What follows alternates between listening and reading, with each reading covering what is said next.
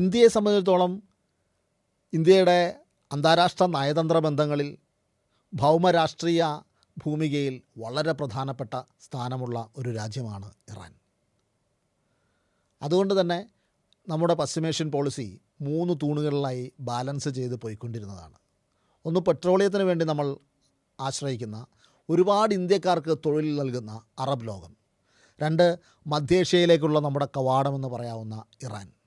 3, പ്രതിരോധ സാങ്കേതിക രംഗത്ത് പങ്കാളികളായി വരുന്ന ഇസ്രായേൽ. ദശാബ്ദങ്ങളായി ആ ഒരു ഇക്വിലിബ്രിയം കാത്തുസൂക്ഷിക്കുവാൻ നമുക്ക് കഴിഞ്ഞിട്ടുണ്ട്. ഇസ്രായേലുമായുള്ള ബന്ധങ്ങൾ വളരുമ്പോഴും അന്താരാഷ്ട്ര ഫോറങ്ങളിൽ എന്നും നമ്മൾ പലസ്തീനെ പിന്തുണച്ചിട്ടുണ്ട്. വൈകാരികവും ചരിത്രപരവും തന്ത്രപരവുമായ ഒരു നിലപാടായിരുന്നു അത്. ഗ്ലോബൽ സൗത്തിലെ ഇന്ത്യയുടെ ധാർമ്മിക ശക്തി ചരിത്രപരമായി നമ്മൾ സ്വീകരിച്ചു വരുന്ന കൊളോണിയൽ വിരുദ്ധ ചേരിചേരാ നിലപാടുകളായിരുന്നു. നമ്മൾ സ്ട്രാറ്റജിക് ഓട്ടോണമി എന്നൊക്കെ പറയുന്നതിൻ്റെ റൂട്ട് അതാണ്. അത് ദുർബലമായാൽ അത് കേവലം വിദേശ നയത്തിലുള്ള വ്യതിയാനം മാത്രമല്ല, നമ്മുടെ ഐഡൻറ്റിറ്റി തന്നെയാണ് നഷ്ടമാകുന്നത്.